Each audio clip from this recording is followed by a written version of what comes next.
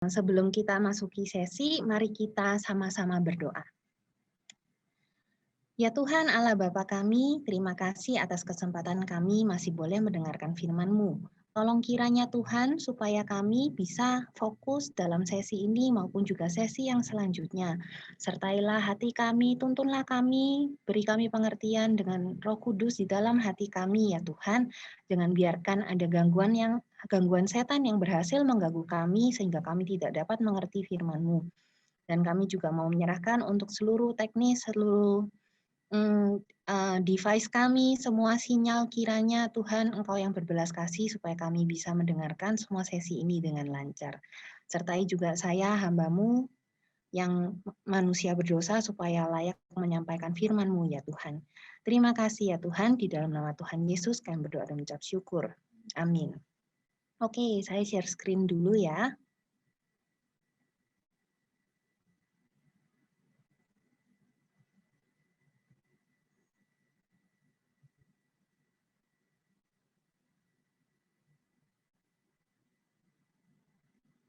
Oke. Ya, jadi perkenalkan teman-teman, bagi yang belum kenal, namaku adalah Kak Sofia. Aku adalah salah satu pembina di GKA Immanuel Malang, dan hari ini aku akan membawakan sesi vitamin C. Nah, di buklet ada ya, jadi kalau misalnya teman-teman mau mengisi di halaman 15 supaya bisa lebih gampang mengerti juga bisa. Oke? Nah, Kak Sofia mau tanya nih, teman-teman di sini berasa nggak sih jadi orang Kristen itu kadang susah loh, kayak yang di foto ini nih. Ada kayak orang yang melawan hujan dengan payung gitu. Tapi susahnya itu karena tahu nggak sih kita itu selalu loh digangguin sama setan. Tapi ya seperti yang tadi Pak Tik bilang ya, bukan setan-setan yang kayak di film, bukan kayak vampir, pocong, kuntilanak, bukan yang kayak gitu. Kita itu tapi dibisikin sama setan yang paling nggak suka waktu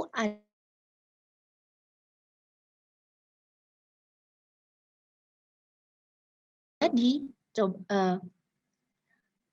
setan tuh kalau kita ingat-ingat seperti di ceritanya Hawa tuh zaman dahulu kala ya.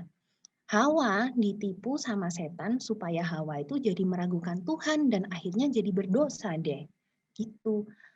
Kita juga menghadapi setan yang pakai cara yang masih sama teman-teman. Kita tuh sering banget dibohongin sama setan. Ini setan yang jauh lebih berbahaya daripada setan yang di TV. Soalnya kalau di TV kita takut kita malah berdoa sama Tuhan kan. Tapi kalau setan yang ini bikin kita malah jauh dari Tuhan. Jadi coba kita ingat-ingat. Pernah nggak misalnya nih kita mau persekutuan jam 5 sore kan? Terus tiba-tiba 1 jam atau setengah jam sebelum acara mulai, ada teman yang chat, ayo main game yuk, kita main Mobile Legend atau main PUBG bareng-bareng.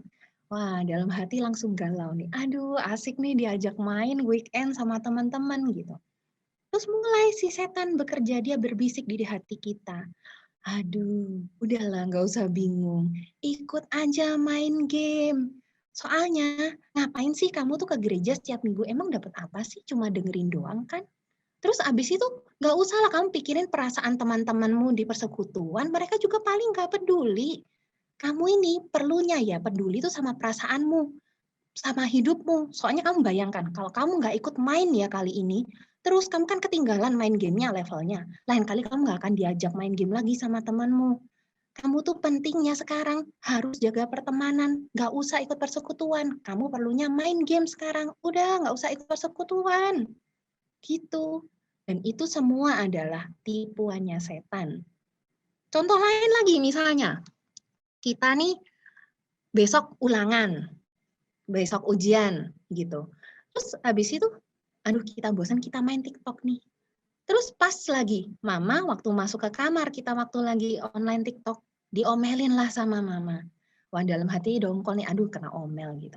Mulai terus si setan tuh mulai lagi bisik-bisik di telinga kita, ngojok-ngojokin, ngajak-ngajakin kita supaya berdosa. Tuh, lihat tuh, si setan jadi pengacara nih. Pengacaranya kita belain dosa kita. Setan bilang, duh dengerin tuh mama, berisik banget, padahal gaptek nggak ngerti apa-apa. Kita itu udah belajar kok tadi 10 menit doang sih, tapi kan udah nyoba. supaya nggak ngantuk kan, makanya kita belajar kan, makanya kita main TikTok-an kan gitu. Dan TikTok itu lagi yang penting tahu. Kamu ya kalau nggak posting tiap hari, nggak konstan dapat likes-nya naik terus, followernya nggak naik terus, lama-lama nggak bisa loh. Nanti followernya bisa turun. Kan gawat itu lebih penting. Udah nggak usah hormati orang tua, lawan aja malamu, karena ini lebih penting daripada firman Tuhan yang udah ribuan tahun lalu, udah kuno itu, hormati orang tua. Sekarang yang penting tuh TikTok yang up to date sekarang, gitu kata setan. Itu semua kebohongan lagi, saudara-saudara. Itu semua bohong semua, teman-teman, jangan kita dengerin. Contoh satu lagi, kita diajak teman nonton nih, terus kita kan kadang lihat dulu di Google filmnya apa ya gitu. Terus waktu kita lihat di Google, ternyata filmnya itu umurnya untuk 18+. Jadi ada adegan dewasa, terus mendukung LGBTQ. Kita bingung juga, ikut nonton nggak nih ya? Si setan mulai lagi nih, pengacara pendukung dosa, dia ngomong di hati kita. Kamu mau nggak nonton cuma gara-gara filmnya ada adegan dewasa dan LGBTQ? Kuno banget tahu. Kamu kalau kayak gitu ya nanti dibilang sama temanmu intoleran, bisa nggak dapet temen tahu. Ngapain sih kamu rewel-rewel ngomong itu karena dosa, terus kamu nggak mau ikut. Padahal lihat tuh, di internet, di TikTok semua tuh mendukung. Ngapain kamu aneh sendiri? Aneh tahu, nanti kamu dianggap orang freak kalau misalnya kamu nggak mau ikut nonton. Terus kan kalau kita ini anak remaja harus kelihatan cool, harus kelihatan chill. Caranya gimana? Ikut nonton yang kayak gini, nggak usah aneh-aneh deh. Kamu tuh aneh kalau nggak mau ikut nonton. Nonton aja. Nggak ada itu yang namanya dosa. Kamu nggak akan berubah kok dengan nonton kayak gitu-gituan. Itu paling adegan cuma berapa menit. Nggak usah bingung. Bohong lagi tuh si setan sama kita. Dan itu ini cuma 3 contoh ya yang Kak Sofia kasih. Kita dalam hidup mengalami banyak banget yang kayak gini, teman-teman. Kalau kita ini harus jeli sebagai orang Kristen. Karena seperti yang tertulis nih, hidup sebagai anak Allah berbeda dengan hidup mengikuti standar dunia. Dunia tuh banyak banget ditunggangi sama setan. Jadi yang didukung sama dunia, itu yang tidak disukai sama Tuhan. Karena itu, kita harus tetap berjuang nih melawan. Jadinya jadi orang Kristen susah kan? Nggak gampang-gampang banget ya teman-teman ya. Tapi tenang aja nih, Tuhan itu waktu kita susah, Tuhan tuh nggak membiarkan kita sendirian. Tuhan tuh menguatkan kita loh dengan memberi kita vitamin bagi umatnya, yaitu kesatuan. Oke, bisa minta tolong Yola untuk baca Efesus 4 ayat 3. Dan berusahalah memelihara kesatuan roh oleh ikatan damai sejahtera. Iya, betul. Jadi kesatuan itu menjadi vitamin untuk kita, teman-teman. Gimana sih ceritanya kok kesatuan bisa jadi kekuatan ya untuk kita? Coba teman-teman bayangkan, ada satu keluarga tiba-tiba ada satu hari tuh libur, pas mamanya libur, papanya libur juga, anaknya libur juga. Tapi waktu hari liburan itu, si anak maunya main game di rumah. Lalu si papa maunya pergi mancing sama teman-temannya. Lalu mamanya maunya pergi piknik bareng-bareng satu keluarga. Lalu mereka bertiga itu cekcok, ribut, bertengkar karena semua maunya, aku maunya ini, aku maunya ini. Nggak ada kesatuan, tidak ada damai sejahtera. Akhirnya liburan nggak jadi liburan, tapi jadi hari yang melelahkan karena jadi marah-marah. Andaikan mereka punya kesatuan hati, mau mengasihi di dalam damai sejahtera, maka hari liburan tuh baru bisa benar-benar jadi hari yang menyenangkan, hari peristirahatan untuk mereka. Kita juga sama, nggak cuma waktu menjalani liburan, dalam menjalankan apapun kita nih perlu kesatuan loh, dan itu bisa menguatkan kita kalau kita tidak berjalan sendirian.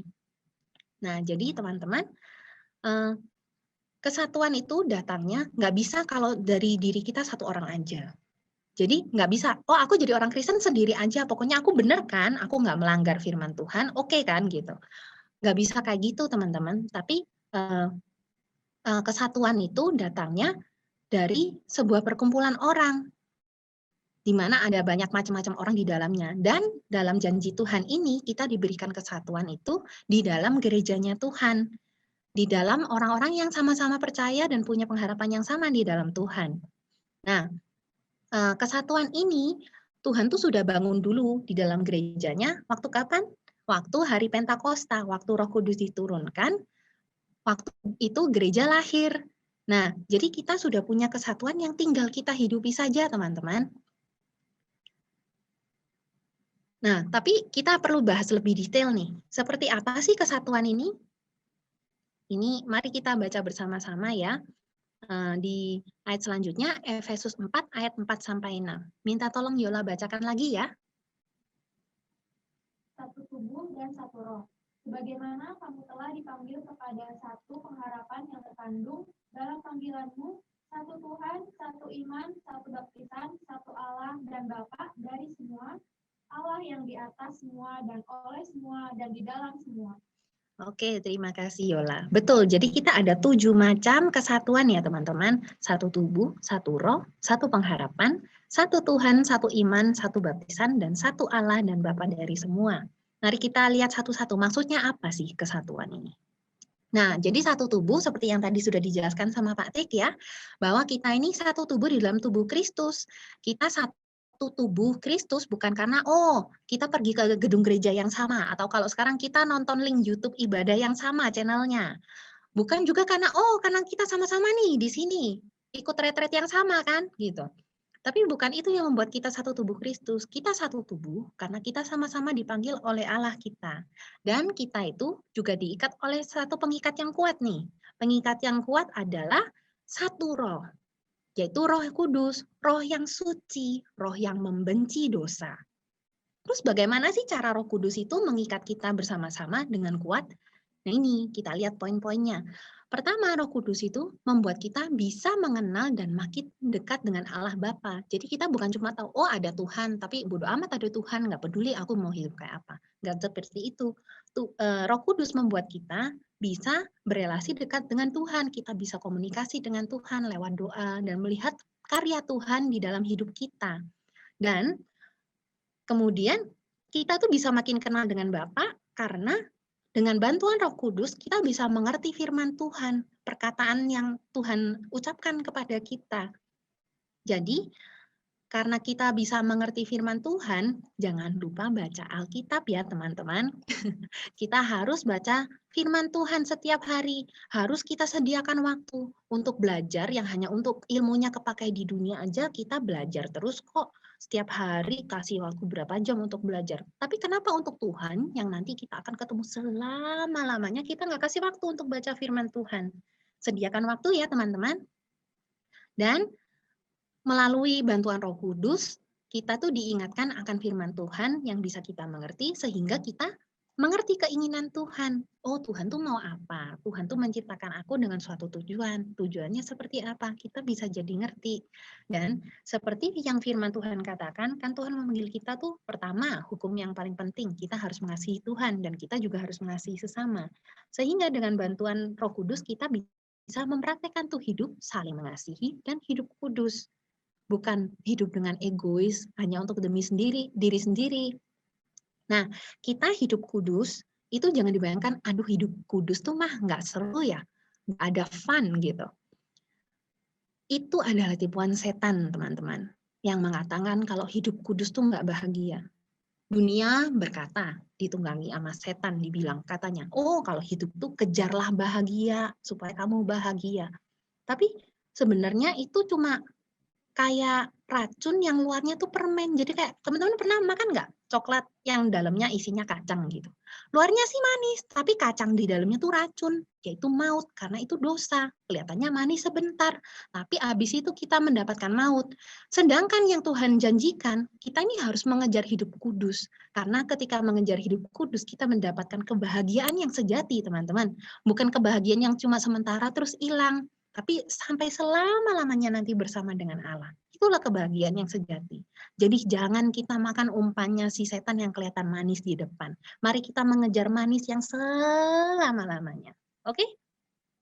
Lalu selanjutnya, kita juga ada, karena kita ini sudah satu tubuh dan satu roh, kita juga punya satu pengharapan, yaitu pengharapan tentang hidup yang kekal di dalam kerajaan Allah. Tapi ini berbeda ya teman-teman, jangan kita berpikir, kan aku ini udah punya jaminan keselamatan, pokoknya mau hidup kayak apa juga terserah. Kan nanti pokoknya selamat kan, nanti masuk surga kan pokoknya. Wah, kalau kita taunya surganya yang kayak gitu aja, kita ini salah. Kita nggak kenal surga yang versi yang Tuhan tawarkan yang jauh lebih indah. Karena surga yang Tuhan tawarkan adalah hidup di dalam kerajaan Allah, menjadi milik Allah, menjadi mengenal Allah, jadi tahu Allah. itu adalah hidup kekal yang begitu indah. Makanya kalau kita mau jadi kepunyaan Allah, kita harus mengenal, oh Tuhan tuh sukanya yang seperti apa. Supaya nanti kita tuh siap hidup di dalam kerajaan Allah yang kudus. Oh Allah kita tuh suka yang benar, suka yang adil, suka yang suci. Ya mari kita berlatih mempersiapkan diri hidup seperti itu dari sekarang. Tapi nggak cuma itu aja, satu pengharapan ini membuat kita tahu bahwa Tuhan itu memanggil kita untuk mendatangkan surga di sini dan saat ini. Kalau teman-teman baca Alkitab ya, di Alkitab tuh dituliskan kalau surga itu adalah langit dan bumi yang baru. Jadi surga itu bukan nanti, oh nanti kita naik ke awan kayak Yesus aja. Enggak, tapi disebutkan langit dan bumi. Jadi bumi kita yang sekarang ini, yang sekarang kita hidupi, yang kita injak ini, nanti akan diperbarui jadi bagian dari kerajaan Allah yang baru. Nah, prosesnya berarti dari sekarang kita orang Kristen harus membawa surga itu di bumi yang sekarang ini. Karena bumi sudah tercemar oleh dosa, tapi orang Kristen, orang yang percaya sama Tuhan, punya bagian untuk membawakan surga versinya Allah di bumi. Makanya panggilan ini panggilan yang besar sekali ya. Dan kalau kita mau kerja sendirian susah sekali. Karena itu Tuhan memang memberi kita teman-teman seiman di dalam satu gereja, kita bersama-sama berjuang mendatangkan surga di bumi seperti waktu yang kita doakan setiap minggu di doa Bapa kami. Jadilah kehendakmu di bumi seperti di surga. Dan kita juga punya satu Tuhan, yaitu Yesus Kristus Allah kita. Yesus adalah anak Allah yang diutus oleh Bapa menebus dosa kita, dan setelah dia naik ke surga, dia memberikan Roh Kudus untuk kita. Nah, apa istimewanya sih kita punya Tuhan yang seperti ini? Ini teman-teman, dulu sebelum kita itu ditebus oleh Tuhan, kita tuh mau nggak mau bisanya tuh berdosa. Mau berbuat baik pun nggak bisa dengan tujuan yang baik, pasti demi egoisnya kita. Tapi dan karena kita berdosa terus, kita tuh jadi musuhan sama Allah Bapa. Soalnya Bapa tuh kan Bapa yang kudus. Dia nggak suka dengan dosa. Kita jadi musuhan sama Allah kita yang menciptakan kita. Tapi karena Yesus sudah menebus kita di kayu salib, kita ini jadi punya pilihan teman-teman. Kita setiap hari walaupun kita merasa susah, kita ini bisa loh memilih untuk tidak berdosa. Kita diberi kekuatan sama Tuhan yang sudah membasuh kita dengan dosanya untuk tidak berbuat dosa. Itulah istimewanya Tuhan kita. Bukan hanya Tuhan yang menuntut, tetapi juga memberi kita bahagia yang sejati yang membuat kita tuh bisa lepas dari dosa. Dan kita itu juga punya satu iman, yaitu iman yang mempercayai bahwa Yesus Kristus adalah juru selamat kita. Nah, teman-teman, kakak ingatkan dulu, tapi ini iman berbeda dengan iman yang hanya kita ucapkan ya, teman-teman. Karena iman itu ada sesuatu yang kita hidupi setiap hari. Jadi nggak cukup hanya dengan, oh kalau kita ditanya agama apa, kita tulis Kristen. Terus setiap minggu kita pergi ke gereja. Oh, terus ikut pelayanan, maka kita beriman di dalam Kristus. Nggak tentu, teman-teman. Ada juga orang yang udah ngaku Kristen, udah ke gereja, udah pelayanan, tetapi setiap hari hidup tidak beriman kepada Kristus. Imannya malah kepada hal-hal lain.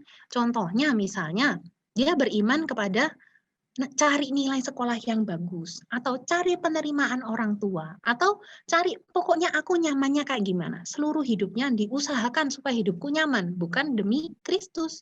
Atau malah kadang itu kan masih agak bagus ya, tentang nilai, tentang orang tua. Tapi ada juga yang imannya tuh kepada uang, imannya kepada jumlah follower dan likes, atau imannya ranking games. Pokoknya hidup tuh waktu kita, tenaga kita, konsentrasi kita, kita pakai itu untuk mendapatkan ranking games yang paling tinggi. Itu adalah iman yang menyesatkan. Kita harus lihat ya teman-teman, setiap hari hidup kita kayak apa nih? Bener nggak sih kita tuh hidup mengikuti iman kita di dalam Yesus Kristus, atau sesungguhnya kita setiap hari hidup ikut iman yang lain.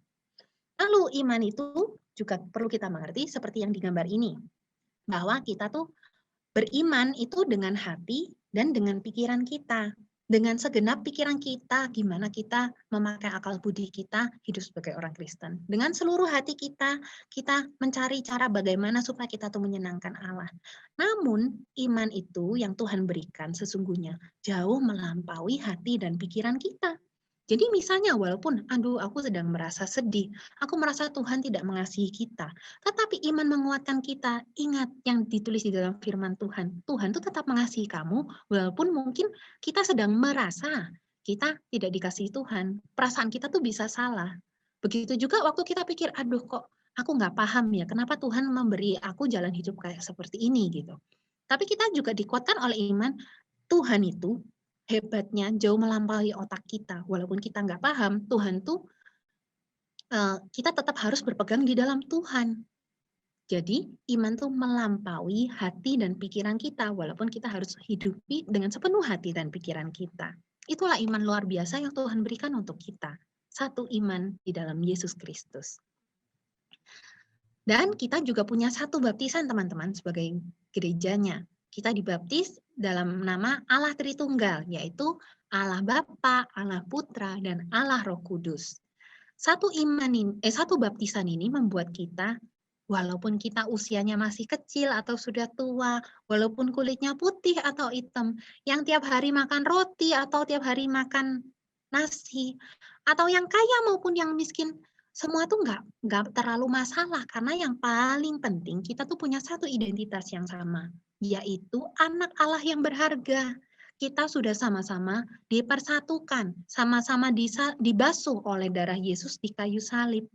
Sehingga kita harus hidup dengan cara yang berharga juga. Darah Yesus tuh udah mahal banget loh.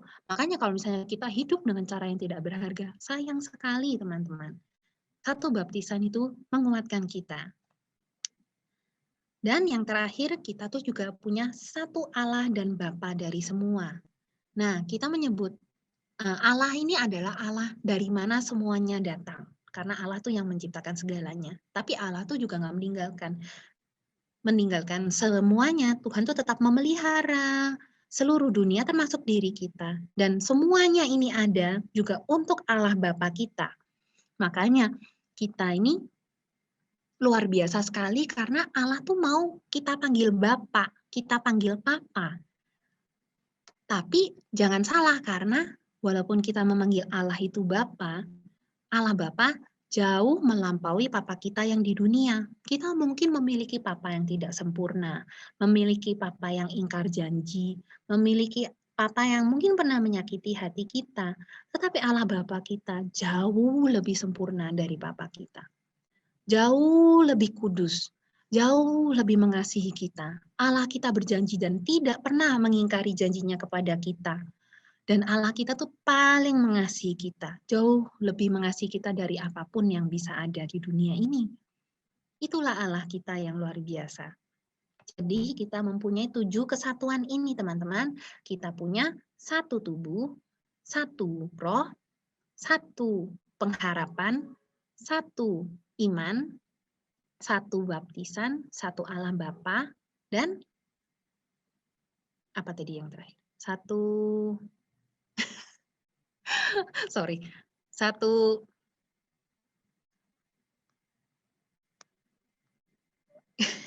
ya ada 7 kesatuan itu yang kita miliki ya di dalam Tuhan. Tapi teman-teman, kita nggak cuma dikasih kesatuan aja, kita hanya bisa bergerak kalau bersama-sama aja. Nggak juga, Tuhan tuh memberi kita masing-masing juga anugerah untuk kita masing-masing teman-teman. Tapi jangan lupa, kesatuan ini harus kita usahakan. Kita lihat tadi yang di ayat 3 ya. Tadi di bahasa Indonesia disebutkan berusahalah. Dan di bahasa Inggris disebutkan make every effort. Jadi kita tuh walaupun punya kesatuan ini, kesatuan itu bukan sesuatu yang instan seperti tadi yang Pak Tik bilang juga. Kesatuan ini adalah sesuatu yang harus kita usahakan bersama-sama. Karena ya kita ini orang yang berdosa walaupun kita sudah ditebus oleh Kristus. Teman-teman kita juga teman-teman yang berdosa. Kita punya banyak perbedaan sifat, banyak perbedaan cara kerja, banyak kelemahan yang kita harus sama-sama menyabarkan diri satu sama lain. Makanya kita perlu berusaha ya teman-teman. Dan jangan lupa kita bersama-sama berusaha karena kesatuan ini terus digangguin sama iblis. Karena mereka nggak suka kalau orang Kristen tuh bersatu. Makanya kita harus berjuang bersama-sama waktu kita sedang mendengar bisikan iblis ketika kita menguatkan satu sama lain, kita sama-sama mengerjakan apa yang Tuhan mau di dalam hidup kita sebagai satu gereja. Dan ini anugerah yang Tuhan berikan untuk kita masing-masing, teman-teman. Minta tolong Yola untuk membacakan dari Efesus 4 ayat 7 ya. Tetapi kepada kita masing-masing telah dianugerahkan kasih karunia menurut ukuran pemberian Kristus. Ya, betul sekali. Jadi kita diberi Tuhan anugerah juga masing-masing. Kita ini diciptakan sama Tuhan tidak ada yang sama. Bukan cuma nggak sama mukanya, tetapi juga isinya kita beda semua, teman-teman. Kita diberi anugerah, misalnya ada orang yang pintar banget, jadi dia bisa sekolah sampai jenjang yang tinggi. Ada orang yang diciptakan, oh dia tuh pintar jadi teman curhat, jadi teman yang bijaksana buat sahabat-sahabatnya. Ada juga orang yang, oh pintarnya tuh mengatur, entah dia nanti jadi manajer, entah di kerjaan, atau sebagai ibu rumah tangga. Lalu ada juga yang pintarnya, oh dia tuh punya visi tentang masa depan. Dia tahu ke depan harus merancangkan apa-apa.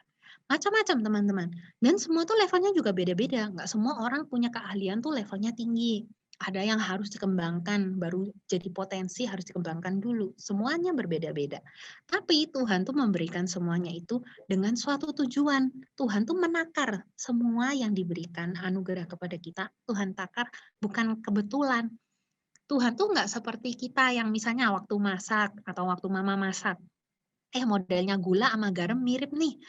Waktu masak, keliru masukin terus masakan kita jadi aneh rasanya. Tuhan kita nggak pernah salah, teman-teman. Tuhan kita tuh Tuhan yang sempurna. Semua, bahkan kelemahan kita sekalipun ya, itu Tuhan beri, itu Tuhan takar. Dengan suatu tujuan yang baik. Dengan Tuhan, karena Tuhan itu kan Tuhan yang paling berbijaksana ya. Tuhan tuh memberi semuanya tuh dengan porsi yang tepat karena Tuhan punya satu tujuan.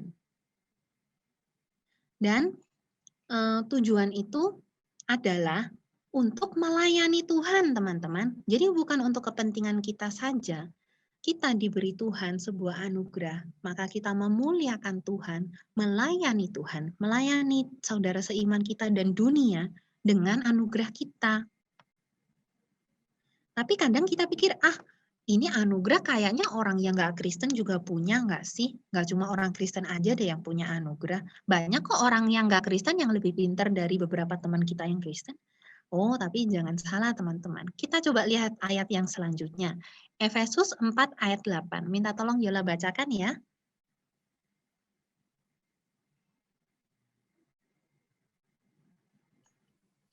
Itulah sebabnya, kata Nas, tatkala ia naik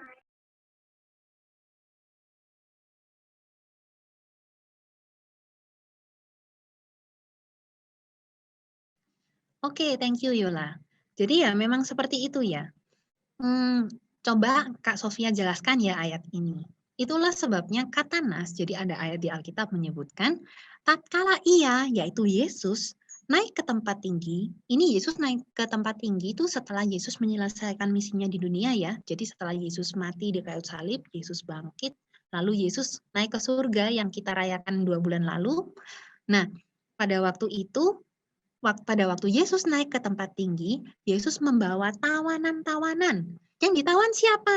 Setan, teman-teman. Setan itu sudah ditawan oleh Yesus ketika Yesus menyelesaikan misinya. Dan kemudian Yesus memberikan pemberian-pemberian kepada manusia. Jadi, anugerah yang kita terima itu adalah anugerah yang Tuhan berikan setelah dia menang melawan iblis. Nah, teman-teman, mungkin Kak Sofia mesti jelaskan dulu. Kalau pada zaman dahulu kala, ketika masih sistem negaranya tuh kerajaan, kita ini punya, jadi kalau seorang raja, dia sudah berperang, lalu dia menang melawan lawannya, maka dia tuh akan pulang ke kotanya dengan bersorak-sorai, dengan bersukacita. Lalu di ibu kotanya itu orang-orang akan menyambut dengan festival, dengan tiupan trompet. Dan raja yang bersukacita, dia membawa tawanan-tawanannya diarak di tengah kota, menunjukkan ini loh, aku raja yang menang. Lalu raja itu nggak cuma nunjukin tawanannya, raja juga akan membagikan hadiah. Dan hadiahnya bukan cuma hadiah yang biasa, nasi pecel aja seporsi gitu buat rakyatnya. Enggak, yang dikasih tuh hadiah yang berharga yang sudah dia tawan dari lawan-lawannya yang sudah ditawan. Jadi yang dibagikan tuh harta yang melimpah, teman-teman. Jadi yang Yesus lakukan untuk kita tuh juga sama. Yesus adalah raja yang sudah menang melawan iblis, yang sudah jadi musuhnya sejak Hawa itu jatuh ke dalam dosa. Jadi, Yesus memberikan hadiah sebagai raja yang menang itu adalah anugerah yang melimpah untuk kita. Kenapa melimpahnya berbeda dengan anugerah yang diterima oleh orang yang tidak mengenal Tuhan? Karena kita ini diperlengkapi untuk melawan iblis dengan anugerah yang kita punya. Anugerah yang kita punya itu, teman-teman, bukan untuk dipakai hanya untuk kepentingan kita. Kalau dunia mengajarkan, oh ya udah kamu tuh hidup demi dirimu kan, pokoknya supaya kamu tuh sukses, supaya kamu tuh nyaman. Tapi Tuhan mengajarkan tuh sangat berbeda. Tuhan menganugerahkan kita kekayaan bukan supaya hidup kita nyaman aja. Tuhan memberikan kamu kepandaian bukan supaya kamu tuh bisa pamer kalau aku tuh pinter. Tuhan memberikan kita segala keahlian bukan supaya kita tuh makin kaya, makin sukses, makin populer. Tapi Tuhan tuh memberikan anugerah untuk suatu misi yang penting.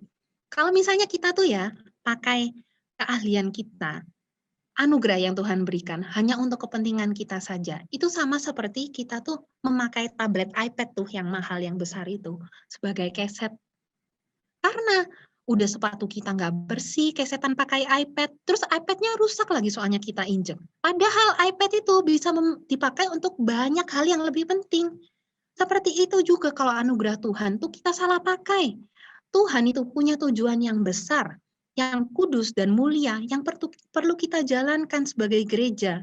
Kalau anugerah Tuhan yang begitu besar hanya kita pakai untuk keinginan kita pribadi yang begitu kecil, itu sia-sia semua, teman-teman. Jadi, mari kita selanjutnya kita membaca Efesus 4 ayat 9 sampai 10. Minta tolong Yola ya.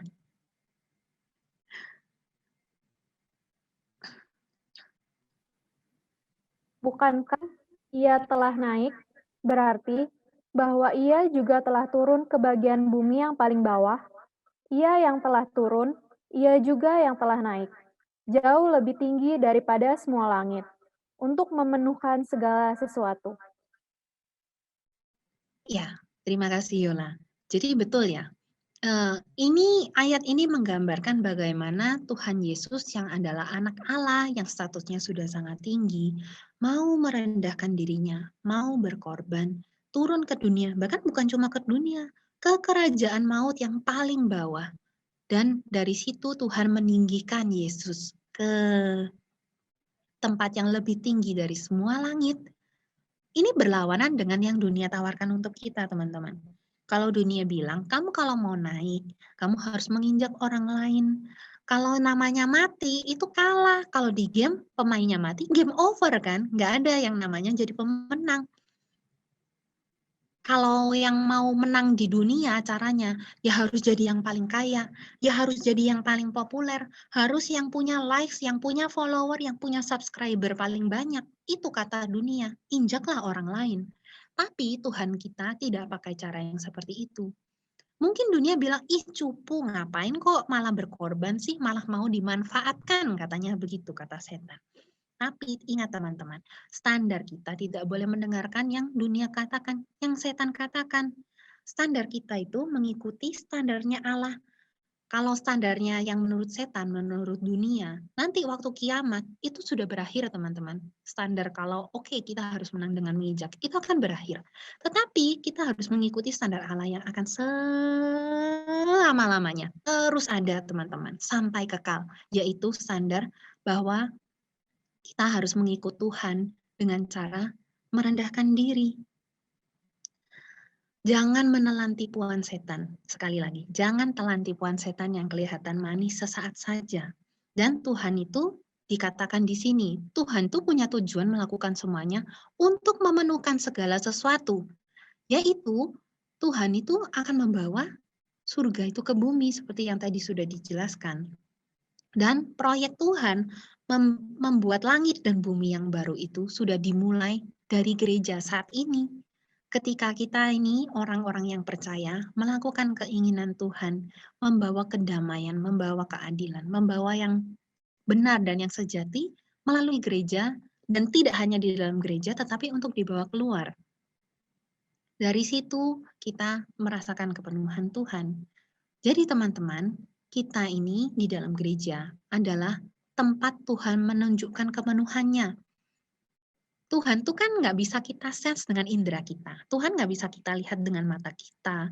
Tuhan nggak bisa kita pegang dengan ke tangan kita. Tuhan nggak bisa kita dengar suaranya pakai telinga kita langsung waktu kita doa. Tapi Tuhan itu menyediakan kita teman seiman di dalam gereja. Teman seiman yang bisa kita lihat dengan mata kita. Teman yang bisa kita pegang, walaupun sekarang lagi ke pandemi harus pakai hand sanitizer ya, tapi bisa kita pegang. Dan juga teman yang kita bisa dengar suaranya. Melalui teman-teman di dalam gereja kita ini, Tuhan menampakkan anugerahnya yang tidak bisa kita lihat di luar gereja. Bukan hanya kita kagum sama Tuhan hanya karena, bunganya indah sekali. Atau kita belajar suatu ilmu pengetahuan, wah keren banget Tuhan yang menciptakan. Itu orang yang di luar gereja bisa merasakan. Tetapi ketika kita men-sense Allah kita di gereja, bersama dengan teman-teman seiman kita, firman yang kita baca di Alkitab bukan cuma kita tahu di otak, tapi kita pertanggungjawabkan dalam hidup kita. Kita hidupi sepenuhnya. Kita merasakan bagaimana mengasihi Allah melalui mengasihi teman seiman kita. Kita juga merasakan bagaimana dikasihi Allah, indahnya dikasihi Allah ketika kita dikasihi oleh teman seiman kita. Jadi kita mendatangkan surga bersama-sama di gereja ini. Kita menjadi sesuap surga bagi saudara seiman kita dan dunia. Jangan berhenti hanya sampai di gereja saja ya, karena kita ini punya panggilan untuk menjadi berkat bagi seluruh bangsa. Dan menjadi berkat bagi seluruh bangsa itu ya dengan mendatangkan langit dan bumi yang baru itu. Ketika ya kita di luar, kita sendirian, kita nggak bersama-sama dengan teman seiman kita menghadapi dunia. Kita ini lemah teman-teman. Kita ngelihat di dunia yang namanya dosa tuh dibiarkan. Yang namanya dosa tuh dianggap wajar. Bahkan didukung harus berdosa gitu. Tapi waktu kita di dalam persekutuan, kita diingatkan terus, itu semua tipuan setan. Mari kita dikuatkan di dalam janji Tuhan yang sejati, yang bukan tipuan yang manis sebentar saja. Bahwa kita tuh diingatkan, kita nih dikuatkan karena kita sudah ditebus oleh Tuhan Yesus, kita punya kemampuan, teman-teman, untuk melawan dosa, untuk menjalankan apa yang benar.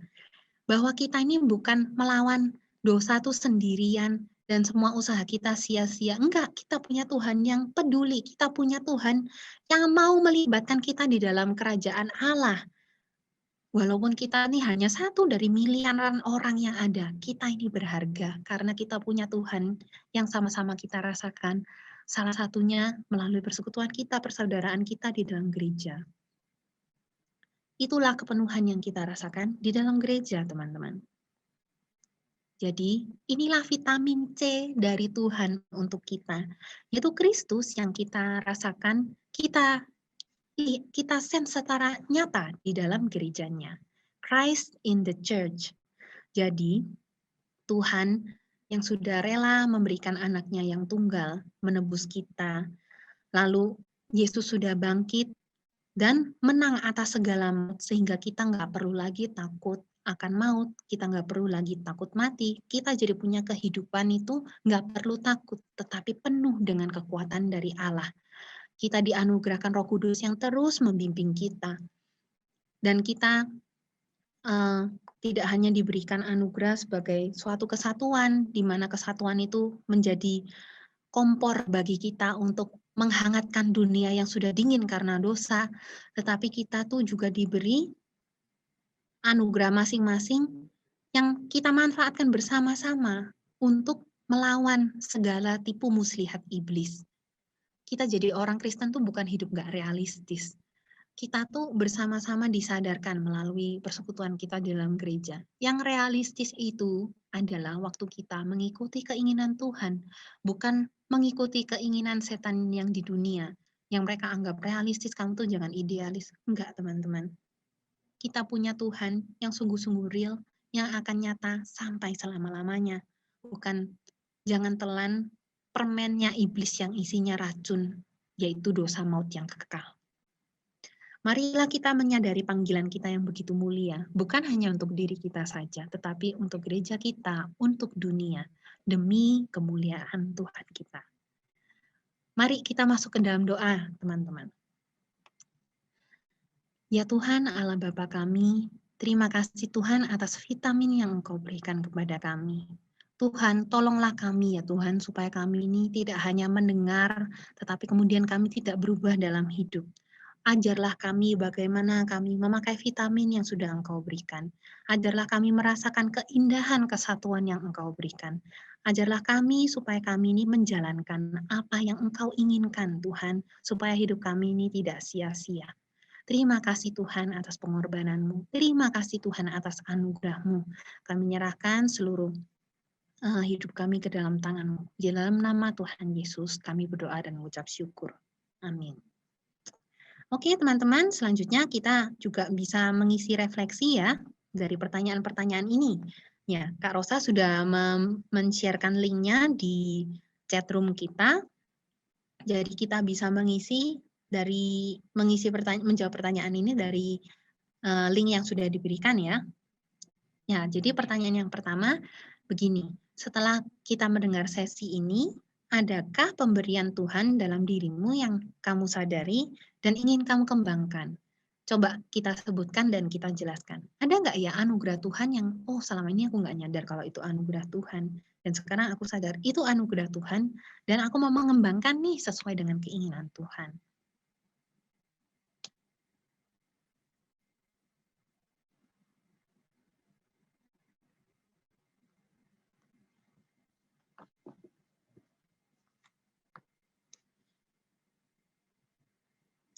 Kalau yang direfleksi di Google Form, mungkin ada lebih banyak ya isinya teman-teman.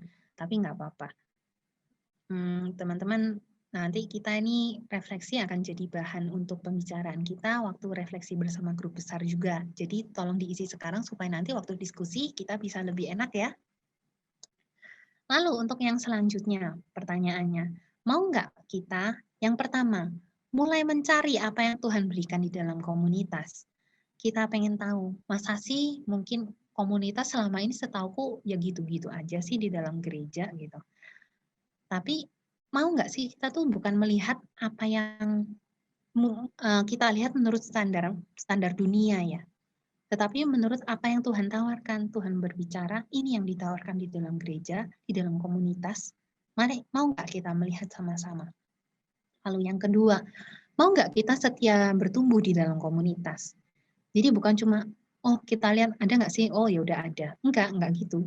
Tapi setelah kita tahu beneran apa yang Tuhan berikan di dalam komunitas, mau nggak kita setia bertumbuh di dalam komunitas? Karena ya seperti yang tadi dijelaskan, harus dengan usaha kita ya teman-teman untuk setia di dalam komunitas ini juga, mempertahankan kesatuan yang Tuhan berikan. Dan selanjutnya, mau nggak kita mulai terlibat di dalam pelayanan? Karena kita itu bukan melayani dunia, kita ini melayani Allah kita yang kekal. Kita ini menjadi hamba Tuhan yang luar biasa. Dan peran kita itu, peran melayani itu bukan cuma perannya hamba Tuhan, bukan cuma perannya pembina, tetapi kita semua juga. Kita melayani, bahkan misalnya dengan kita datang ke dalam komunitas, dengan rutin datang, itu juga sudah menjadi pelayanan. Tetapi juga masih banyak pelayanan lain yang perlu kita pikirkan, yang Tuhan beri. Mau nggak kita menggumulkan, Tuhan, Engkau mau aku melayani di mana? Bagian apa sih yang Tuhan mau berikan untuk saya? Dan yang terakhir, mau nggak kita yang sudah melayani, kita tetap setia melayani. Dan kita mau terus berbuah. Nggak cuma melayani, tetapi tidak menghasilkan jiwa-jiwa, tetapi membawa teman-teman, menginjili teman-teman yang membutuhkan, berbuah demi kemuliaan Allah.